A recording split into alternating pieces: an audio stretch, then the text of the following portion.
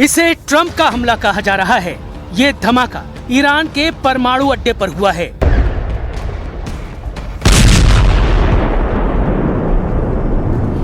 धमाका जोरदार है। उससे भी ज्यादा असर धमाके की लोकेशन की वजह से हुआ है, क्योंकि ईरान का ये एटमी साइट है।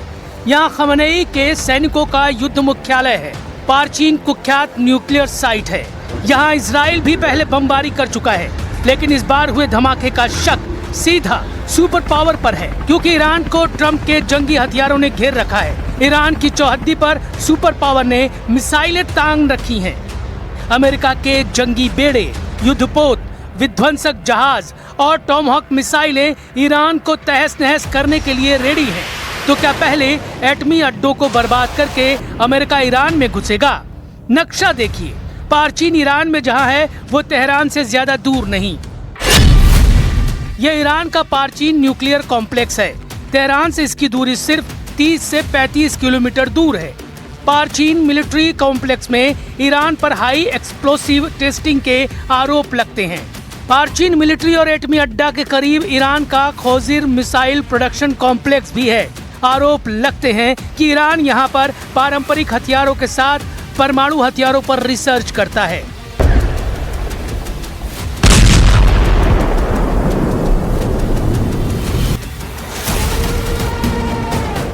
द संडे गार्डियन की रिपोर्ट के मुताबिक ईरान के राजनीतिक विश्लेषक बेहनम घोलीपुर ने प्राचीन धमाके की पुष्टि कर दी है।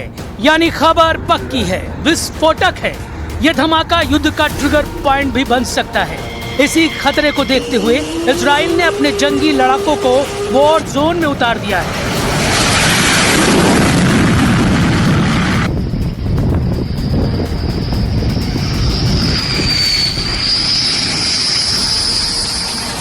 तस्वीरें इजराइल के जंगी जेटों के फुल एक्शन की रिलीज की गई हैं। इजराइल अपने फाइटर जेट उड़ाने लगा है।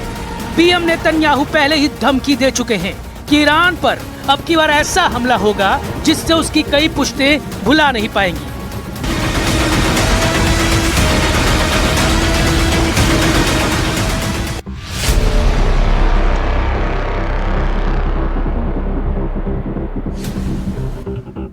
दूसरी तरफ ट्रंप मैक्सिमम प्रेशर बढ़ा रहे हैं। ट्रंप ने ईरान को डील करने या फिर बर्बाद हो जाने की धमकी दोहराई है। ट्रंप ने कहा है कि उनके आर्माडा यानी युद्धपोत का हमला कभी भी शुरू हो सकता है।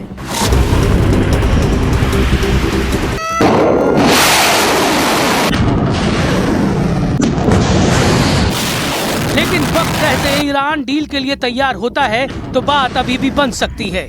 इसलिए ट्रंप ने अपने दूसरे आर्माडा को मिशन ईरान पर भेज दिया है।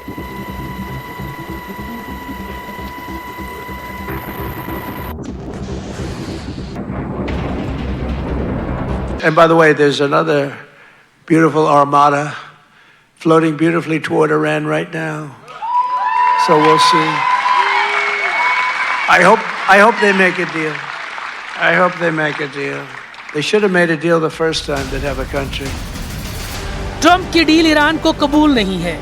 Supreme leader Ali Khamenei America को सबसे बड़ा दुश्मन मानते हैं। खमेनेई के रहते ट्रंप की दाल ईरान में नहीं गल सकती। इसलिए ट्रंप और नेतन्याहू सुप्रीम लीडर के खिलाफ निकोलस मादुरो जैसा ऑपरेशन चलाने का सिग्नल दे रहे हैं। हालांकि एहतियात हर तरह की बरती जा रही है, क्योंकि ईरान डटकर मुकाबले के लिए तैयार है। इसलिए अमेरिका की सेना ने खाड़ी में युद्ध अभ्यास शुरू कर दिया है। अमेरिका की सेंट्रल कमांड ने वॉर रिहर्सल की जानकारी साझा की है। अमेरिकी अधिकारियों ने बताया कि बैटल ग्रुप के सभी लड़ाकों को युद्ध से पहले टेस्ट किया जा रहा है।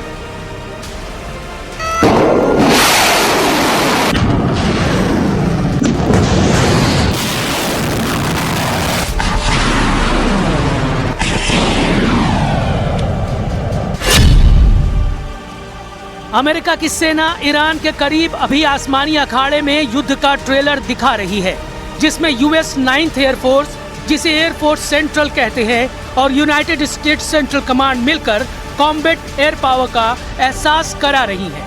अमेरिका ने युद्ध अभ्यास को रेडीनेस एक्सरसाइज का नाम दिया है। ये तस्वीरें यूएस सेंट्रल कमांड ने रिलीज की हैं, जिसमें अमेरिका अपने सुपर पावर होने का सबूत दे रहा है।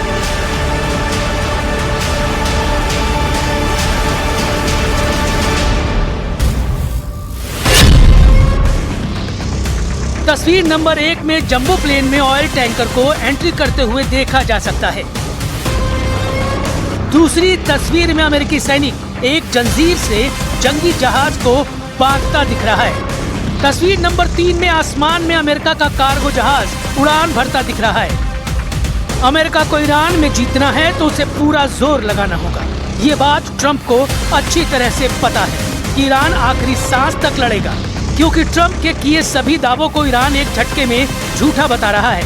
ट्रंप ने दावा किया था कि ईरान अमेरिका के हथियारों से डरकर डील के लिए रेडी है, लेकिन अब सुनिए ईरान के विदेश मंत्री अब्बास अरागची की बातें। क्या ईरान डील के लिए तैयार है?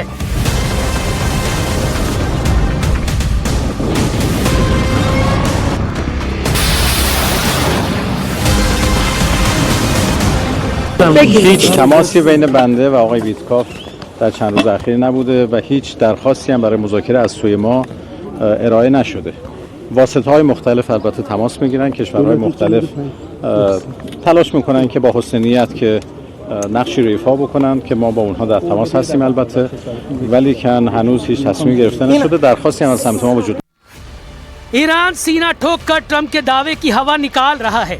ईरान ने ट्रंप से कोई रिक्वेस्ट नहीं की है, न करने का इरादा रखता है, क्योंकि ईरान के सुप्रीम लीडर ट्रंप का डील ऑफर ठुकरा चुके हैं, एक बार नहीं कई बार। ऐसे में अमेरिका के पास एक ही रास्ता है, डील के बीच में रोड़ा बन रहे सुप्रीम लीडर अली खामनेई को हटाना।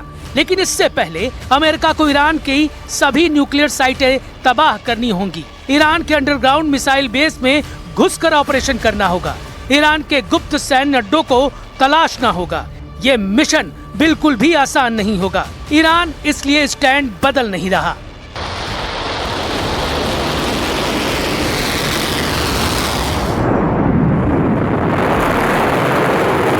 مواضع ما مشخص هست. مذاکره با تهدید نمیتونه جور در بیاد و مذاکره در شرایطی باید صورت بگیره که از تهدیدها، زیاده‌خواهی‌ها دست برداره.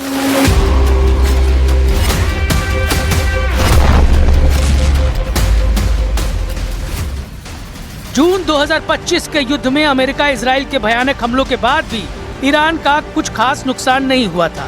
बावजूद इसके कि नेतन्याहू के फाइटर जेट्स को रोकने वाली कोई ताकत ईरान ने तैनात नहीं की थी। ईरान का आसमान तब इजराइल की वायुसेना के लिए खुला मैदान साबित हुआ, और यही वजह है कि नेतन्याहू ने जो टारगेट एयरफोर्स को दिए थे उस हर ठिकाने पर बमबारी की गई। लेकिन ईरान का नुकसान नाम मात्र का हुआ। हालांकि 13 जून के बाद इजराइल ने हमलों में ईरान के मिलिट्री कमांडर और वैज्ञानिकों के अलावा 1000 से ज्यादा लोगों को मार डाला था।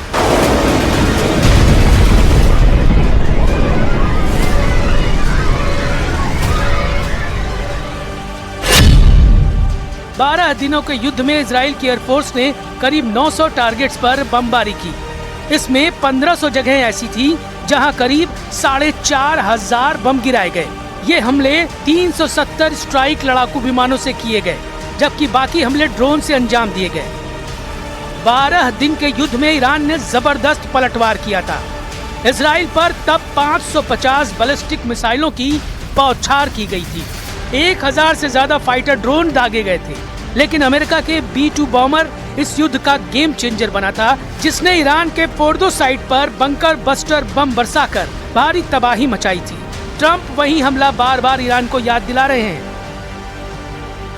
June, we obliterated Iran's nuclear capacity in Operation Midnight Hammer. You saw that.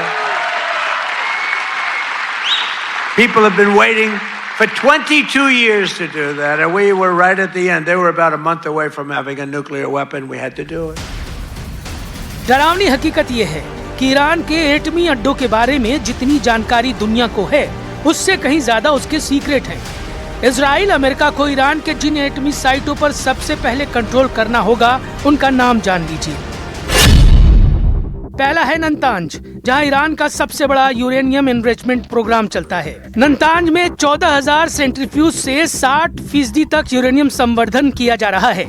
Israel ने जून 2025 में इस एटमी सेंटर के ऊपरी हिस्से को बम धमाके से उड़ा दिया था, लेकिन दोबारा ईरान ने इसे एक्टिव करने में ज्यादा देर नहीं लगाई थी।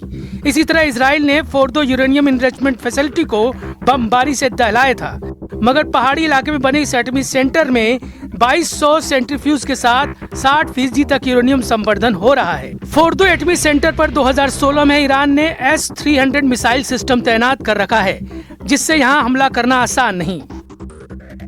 तीसरी न्यूक्लियर साइट इस्फहान में है। ईरान का चौथा परमाणु पावर हाउस बुशहर में है। ईरान के अराक में परमाणु हथियारों के लिए प्लूटोनियम बनाया जाता है। वहीं तेहरान में रिसर्च रिएक्टर साइट भी है। इजराइल आरोप लगाता है कि ईरान में 15 ऐसी एटमी साइट्स हैं जहां न्यूक्लियर प्रोग्राम गुप्त तरीके से चल रहा है। जब तक एटमी अड्डे सलामत हैं, ईरान हार नहीं मानेगा। ईरान हार तब तक नहीं मानेगा जब तक सुप्रीम लीडर अली खामेनेई हैं। लेकिन जिस तरह से पेंटागन सुपर एक्टिव है, US air force, US navy, US central command के हथियारों की मूवमेंट ईरान के करीब है। मेड इन यूएस मिसाइलें, डिफेंस सिस्टम, जंगी जेट वॉर अलर्ट पर हैं। उससे तो ये साफ है कि ट्रंप इस बार आर पार करके ही रुकेंगे। वजह है ईरान से जानी दुश्मनी निभाना। वजह है सुपर पावर को अपनी साख बचाना है।